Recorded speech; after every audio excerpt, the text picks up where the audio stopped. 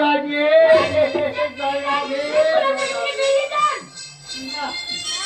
সুদ যখন আমি পেলাম না তখন অন্তত একটু সুদা নিয়েই যাই। জয় রাধে, জয় রাধে।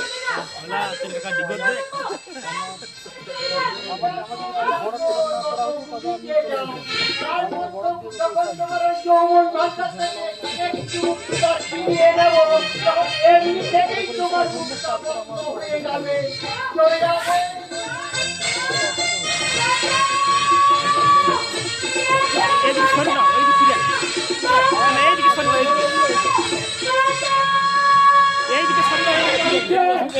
না না ওইটা অসুবিধা হয়নি, তুমি এদিকে সরে দাও না। আমার বাড়িতে ঢুকে আমার মেয়েকে তুমি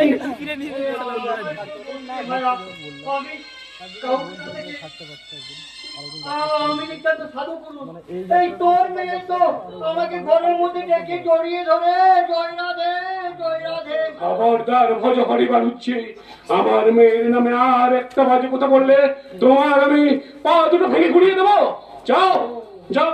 ও যত দোষ এই নন্দ, বেরিয়ে যাও, বেরিয়ে যাও আমার বাড়ি থেকে। আর কখনো তোমাকে এই বাড়িতে দেখলে তোমার পা দুটো ভেঙে আমি গুড়িয়ে দেবো। কার বাড়ি? কার বাড়ি থেকে তুই কাকে চালাচ্ছি রে ভগবান? কার বাড়ি মানে? তুই 10,000 টাকা দিয়ে এই ভিটে বাড়িটা আমার নামে সেই টাকা বলবে শুনি আমি অল্প হাসবো। 50,000 টাকা হয়ে গেছে। 50,000? হ্যাঁ, এই যে তোর লেখায় আছে 6 মাসের মধ্যে এই ভিটে বাড়িটা খুব ভাবে সমস্ত টাকা দিতে না দিলে এই ভিটে বাড়িটা আমার হয়ে যাবে। জয় রাধে। এই শালা সাদা কাগজে সই করিয়ে তুমি আমার পাঞ্জাবি লাগানি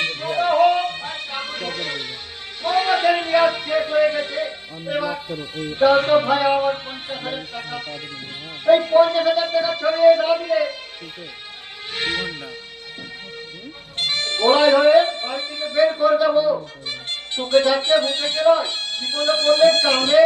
জয় রাধে, জয় রাধে। মাত্র 10,000 টাকার বিনিময়ে হয়তো আমার লাখ টাকার সম্পত্তি নিয়ে যাবে।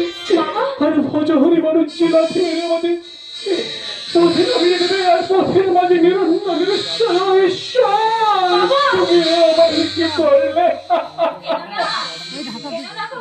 তুমি আমার কি করলে? বলবো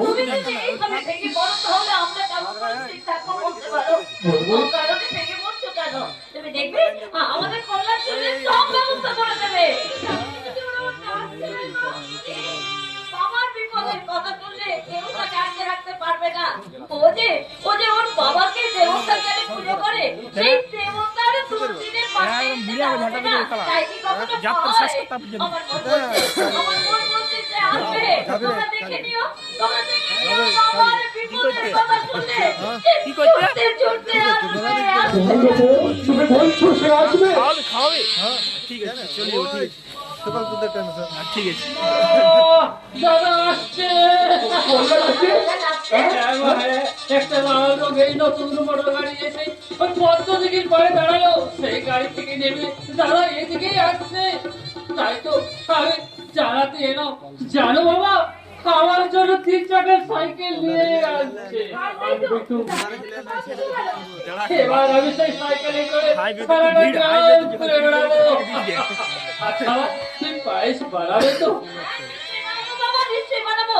আজ তোরা দুই ভাইয়ের একসাথে বসে পায়েস খাবি কেমন?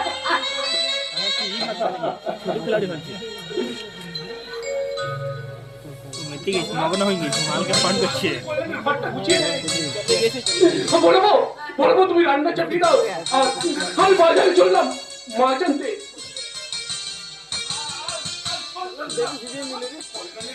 আমরা 3 রাত চোখে জল ফেলতাম ওর জন্য যে ঠিক মতো খেতে ঘুমাতে পারতাম না। ওই কথাটা হতভাগাকে বলিস না রে। হতভাগাটা তাহলে ভীষণ ভীষণ দুঃখ পাবে। আমার দুঃখটা তো তোমরা ইচ্ছে করে বাড়িয়ে দিয়েছো ভগবান ভট্টাচার্য। বলাই দাদা তুই ফিরে এসেছিস বাবা। আমি তো ভেবেছিলাম তোকে ওরা আসছে। কল্যাণ কল্যাণ বাবা আমার থামো। কল্যাণ তুমি এতদিন বাড়ি আসছো, পুরো শুনতে কিন্তু নাকি আমার জন্য সাইকেল এনেছো তো? বলো না, বলো না, বলো না। স্কন্ডাল, দিলি তো প্যান্ট শার্টটাকে নোংরা করে। দাদার মতো দেখতে লোকটা কে বাবা? লোক নয় রে, ও যে তোর দাদা রে, দাদা। ওই লোকটা আমার দাদা নয়, দাদা হলে ওই লোকটা আমায় এভাবে ধাক্কা মেরে ফেলে দিত না। সে আমায় আদর করে কাছে করে নিয়ে বলতো, ওরা আমার সুযোগালি বলছি তোদেরকে জন্মদাতা রক্ত, আর সেই রক্তের বন্ধন কখনো ছিন্ন হবে না, কখনো ছিন্ন হবে না।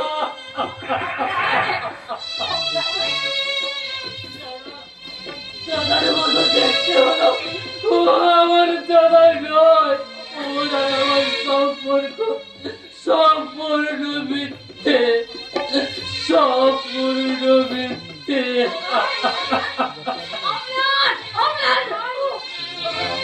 কল্যাণ ওই পঙ্গ ছেলেটার ছোঁয়া লেগে তো তাদের পেঞ্জামাটা মহিলা হয়ে গেল না রে বাবা। দাঁড়া দাঁড়া দাঁড়া, তোর জন্য একটু নতুন কাপড় এনে তোর পেঞ্জামার মহিলাকে পরিষ্কার করে দিচ্ছি বাবা। দাঁড়া, আমার মনের মধ্যে যে ময়লাটা তুমি জমিয়েছো সেটা কি করে পরিষ্কার করবে বাবা? মনের ময়লা কি বলছিস তুই কল্যাণ? হ্যাঁ? আমায় ডাক্তারি পড়াতে গিয়ে দেখি তুমি সমস্ত সম্পত্তি বিক্রি করতে বাধ্য হয়েছো, ভিটে বাড়িটা পর্যন্ত বন্ধক দিয়ে ফেলেছো। তা আমার পড়ার জন্য কত টাকা খরচ হয়েছে বাবা? মেরে দেবো দুবার নামালে এবারে তো কপাল শনিয়ে হ্যাঁ, হিসেব। তোমরা 5 টাকা খরচা করবে আর 500 টাকার ফর্দ দেখাবে, আর তোমার সামনে ভালো মানুষ জীবনে বেরোবে। ছেলের জন্য আমি এই করেছি, ছেলের জন্য আমি ভিখারি সেজেছি। কল্যাণ কপাল শনি তোমরা কত টাকা সম্পত্তি বিক্রি করেছো আর আমার পড়ার জন্য বা কত টাকা খরচ হয়েছে দেখি তোমার হিসাব। বাহ, বড় লোকের জামাই হয়ে দুদিনে তুই এত টাকা নিয়েছিস দাদা। আচ্ছা আচ্ছা, তোর কাছে রক্তের সম্পর্ক আছে, ওর টাকাটাই বড় হলো। চুপ কর। ছোট মুখে বড় বড় কথা বললে লাঠি মেরে মুখটা ভেঙে দেবো। বাবা, দেখি তোমার হিসাবের খাতা। আমি নিজেই তো হিসাবের খাতারের মতো বাবা। ভালো করে আমার দিকে চেয়ে দেখ, আমি দেখতে পারি তোকে সবাই বলছি। আজ আমি নিজেকে কতখানি নিঃস্ব করেছি তোকে তোকে সুখী করতে। আমার জীবনে কতখানি দুঃখ থেকে আসার জন্য। ভালো করে তুই দেখ কল্যাণ, ভালো করে তুই দেখ। তুই তুই তুই ভাগ নিবি কল্যাণ, তুই কি এসবের ভাগ নিবি কল্যাণ, তুই কি এসবের ভাগ নিবি? সব রাখালে ক্ষমা। হিসাব হিসাব আমি দেবো রে কল্যাণ, হিসাব আমি দেবো। কিন্তু কিন্তু তুই তো ফিরিতে অনেক অনেক বড় বড় বই বলেছিস। কোন বই কোন ভাষায় পিতৃর কাছে পুত্রের হিসাব সেই বলতে পারিস কল্যাণ? তুই বলতে পারিস? তবে জানিস কল্যাণ যে যে 5টা বছর পৃথিবীতে কাটিয়েছিলি না রে, সেই 5টা বছরের 5টা রাত ভালো করে ঘুমাতে পারবি রে। একটা দিনও পেট পুরে খাবার খাইনি রে। ডাক্তার যেখানে বেশি টাকা খরচ হয়ে যাবে, আমার ছেলের পড়াশোনার খরচ পাঠাতে পারবো না। সেই ভয়ে আমি অসুস্থ হয়ে শুধু গ্লাস জল খেয়ে বিছানায় কাটিয়ে দিয়েছি রে। সে কথা কি তুই জানিস রে কল্যাণ? সে কথা কি তুই জানিস? আমার এখানে প্রশাসন আছে, আমরাও যেন আমার মতো পুত্রের কাছে।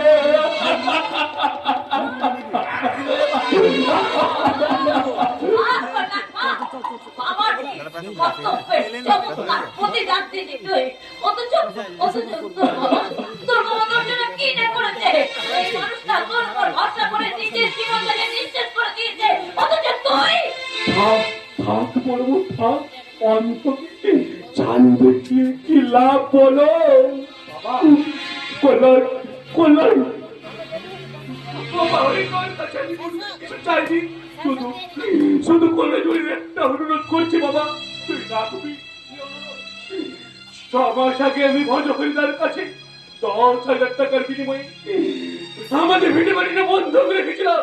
তাই তাই টাকা এখন, সেই টাকা এখন সুদে আসলে 50,000 হয়ে দাঁড়িয়েছে।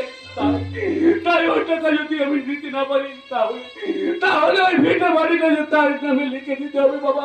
তাই তাই বলছিলাম বললাম, ওই 10,000 টাকা দিয়ে আমার ভিটে বাড়িটা তুই চালিয়ে দে বাবা। 10,000 টাকা দিয়ে ভিটে বাড়িটা তুই চালিয়ে দে।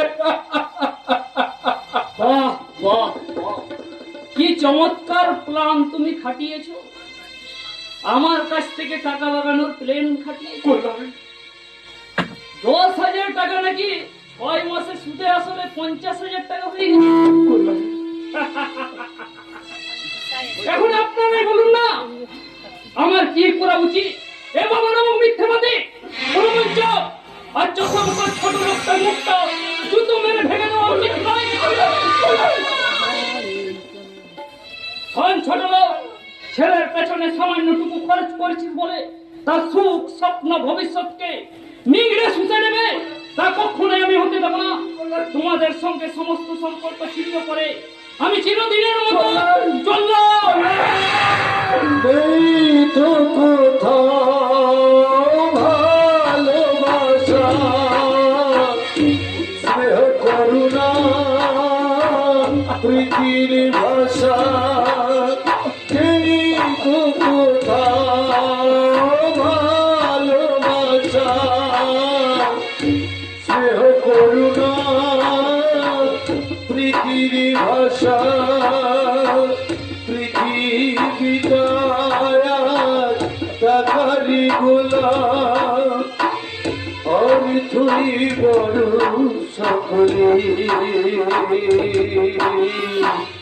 পরাজি ভাই গো সংসার পরিজন, সবাই নিজের নিজের।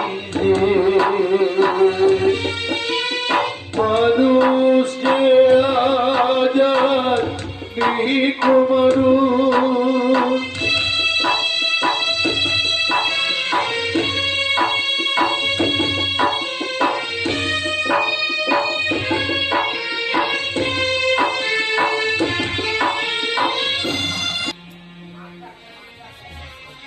বাঁচতে দেবে না, আর ওরা আমায় বাঁচতে দেবে না। আজ 2 দিন হয়ে গেল, একটা পোড়া রুটিও ওরা আমায় খেতে দেয়নি। বাবা বাবা, আজ তুমি কোথায়? শুধু একটি বার দেখে যাও। তোমার আদরের খোকা খিদের জ্বালায় আহাকার করে কাঁদছে, আহাকার করে কাঁদছে।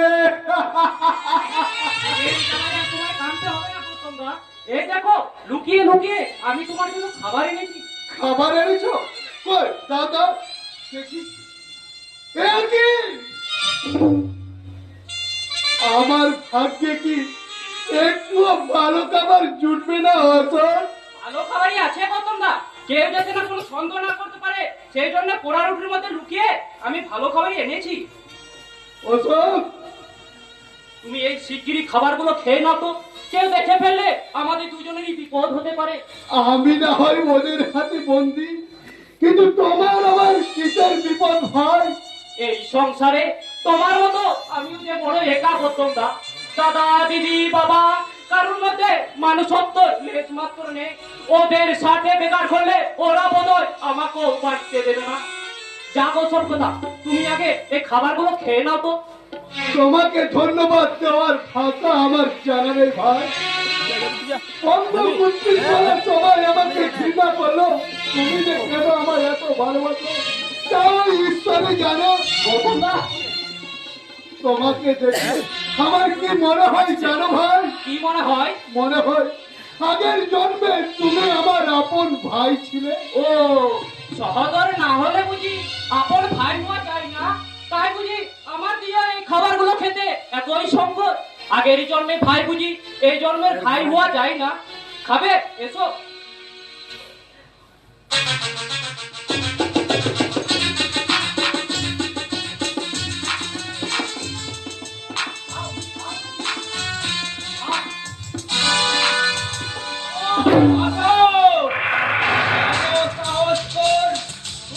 আমার নিষেধ করতাম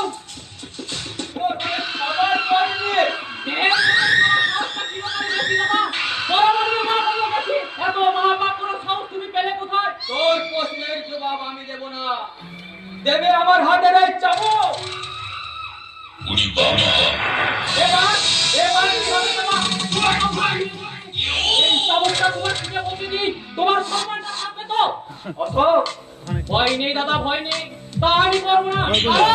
কুকুরের ভয় কুকুর করেছে, কামড় খেতে পায়, তাই বলে কি কুকুরকে কামড়ানো মানুষের শোভা পায়? ঠিক, দাদা, ঠিক।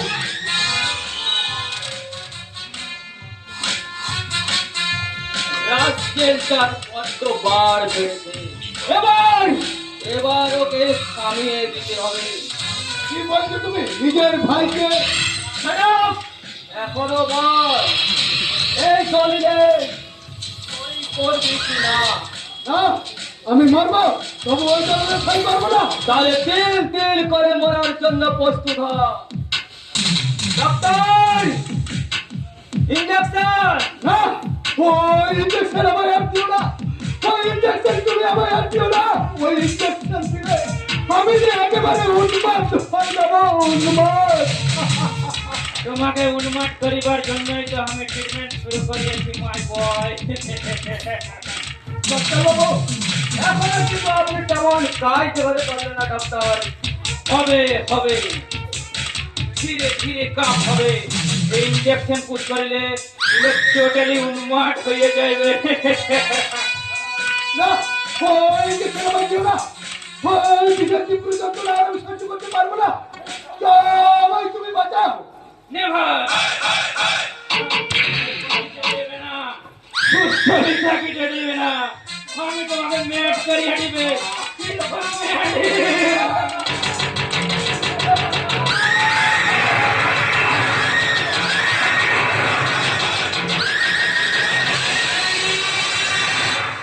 ও বোধহয় জ্ঞান হারিয়ে ফেলেছে ডাক্তার, ওকে ওর করে পৌঁছে দেবো। ও মাই গড, এখন আমি ওকে কিছু এক্সট্রা ট্রিটমেন্ট করিবে। ঠিক আছে ডাক্তার, আপনার কাজ করার জন্য আপনাকে 50,000 টাকা অ্যাডভান্স দিয়ে দিল। যত শীঘ্রই আপনি কাজ দেখাবেন তত শীঘ্রই পেয়ে যাবেন আপনার কাজের 50,000 টাকা। কাজ আমি দেখাবো সিম, আর এমন কাজ দেখাবো যা দেখে তোমরা সবাই একেবারে তাজ্জব করে যাবে, তাজ্জব।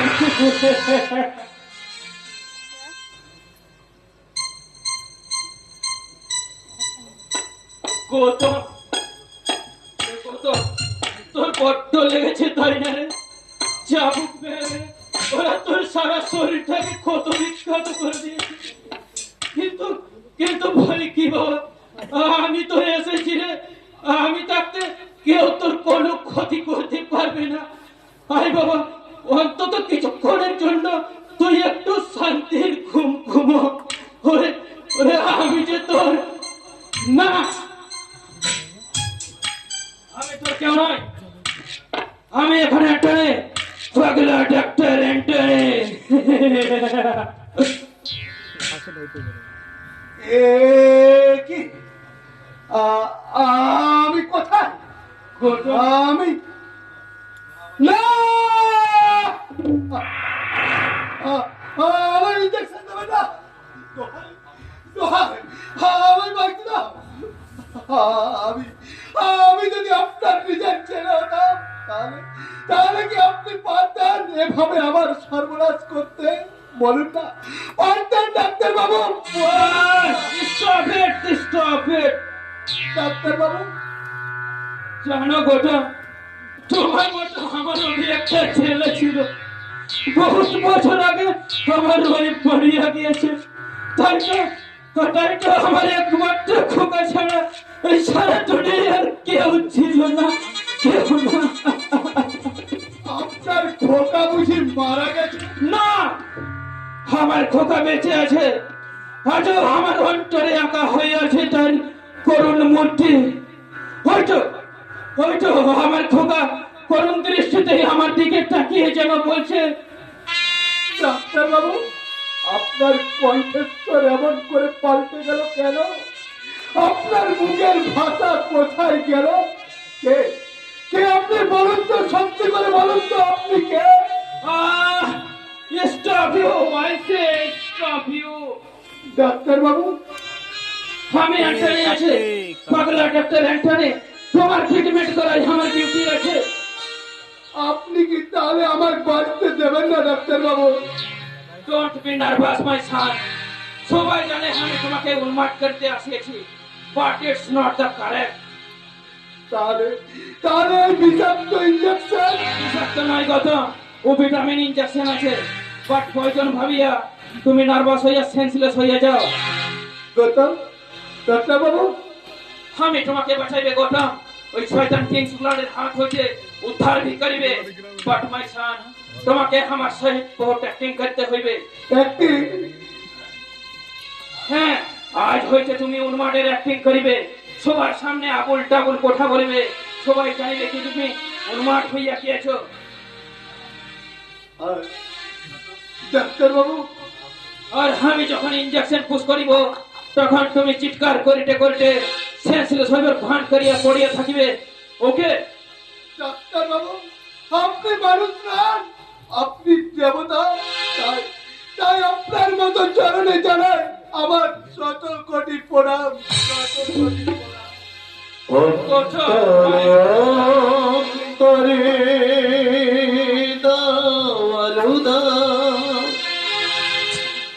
কালিমা কুলুস যত মুছে দিয়ে যাও, জাগো জাগো সুন্দর তোমার আলোয় ছবি রাগিয়ে তোলো, নতুন প্রভাত জাগো সময়ের বলো, জাগো নতুন প্রভাত জাগো সময়ের বলো।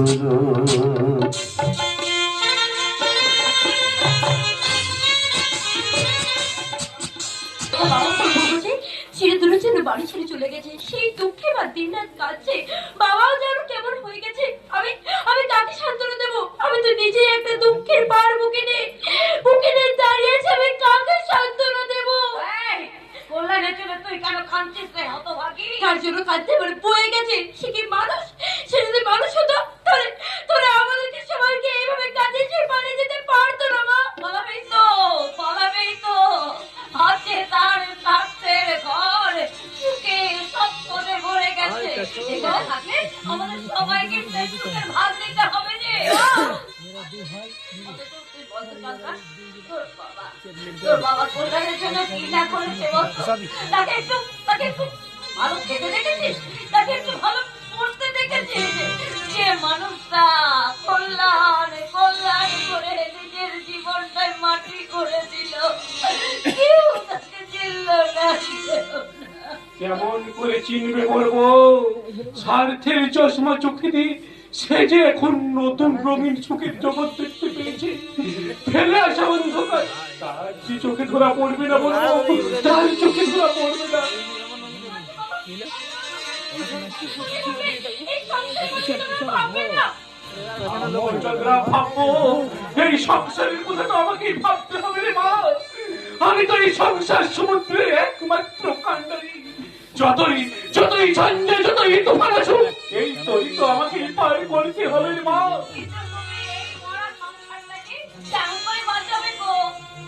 ভেবনা পড়বো, ভেবনা। এই সংসারকে বাঁচানোর প্রয়োজন আমি মজুর থেকে মাটি কাটবো, পুলিশে বাবুদের মত বলবো, আর তাই যদি না পারি তাহলে রাস্তার মধ্যে দাঁড়িয়ে বলবো, বাবু মশাই না, আমি ওর সুপারিশ সম্বন্ধে এক হতভাগ্য বৃদ্ধ ব্রাহ্মণ।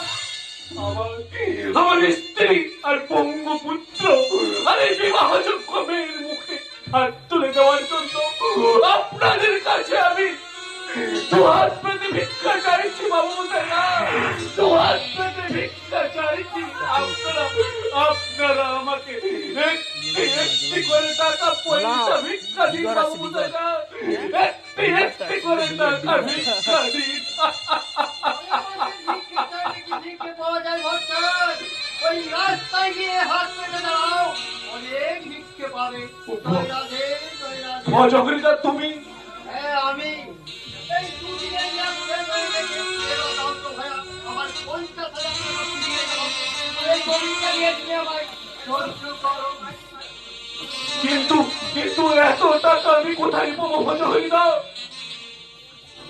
কার কাছে পাবো? কোথায় পাবে আর কার কাছে পাবে তা তো আমার জানার কোনো প্রয়োজন নেই ভাইয়া। এই 6 মাসের জন্য এই ভিটে বাড়িটা আমি তোমাকে দেখবে। আর টাকা চাইতে এসেছি, টাকা চাইছি, দিতে পারবে তো দাও, নইলে বাড়ি ছাড়ো। জয় রাধে, জয় রাধে। আমাদের যদি এই বাড়ি থেকে তাড়িয়ে দেন তাহলে যে আমরা কোথাও মাথা গোঁজার জায়গা পাবো না। কে বলে জায়গা পাবে না? তোমাদের মতো কত ভিখারি ওই ফুটপাতে কোনো না কোনো ফুটপাতে ঠিক জায়গা পেয়ে যাবে। না নাও, কিছু বাড়িটা খালি করে দাও তো। ওরে নন্টে পিঠে হাবলা হব, ওই ঘরে জিনিসপত্র সব বাইরে ছুঁড়ে ফেলে দে। ভাবিস রে তোদের ওই সরস্বতী পুজোয় পুরো না না না, পুরো 500 টাকা আমি চাঁদা দেবো।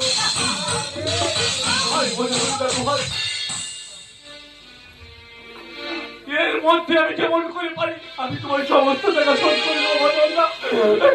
আমি তোমার ধন্যবাদ, আচ্ছা।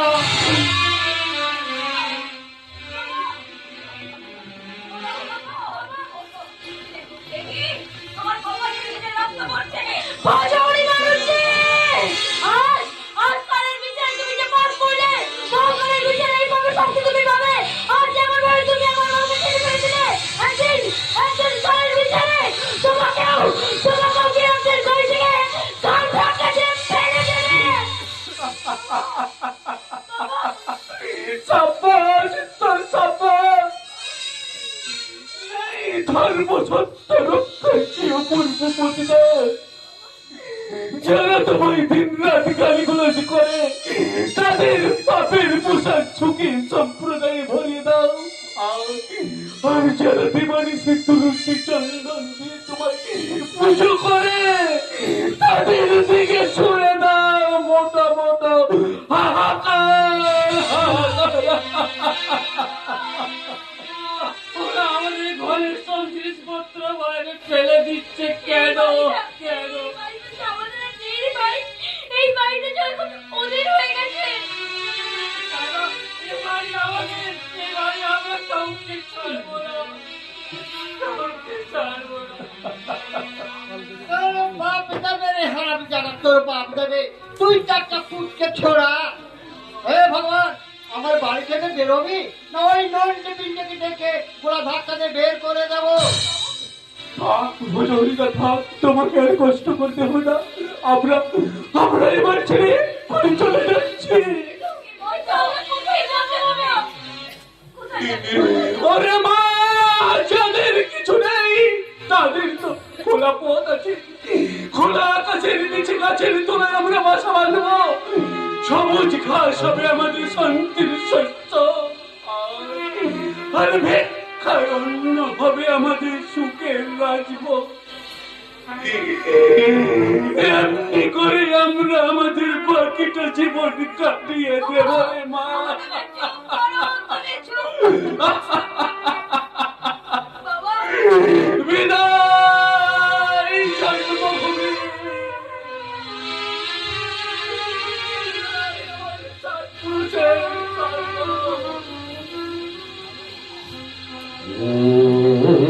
দেব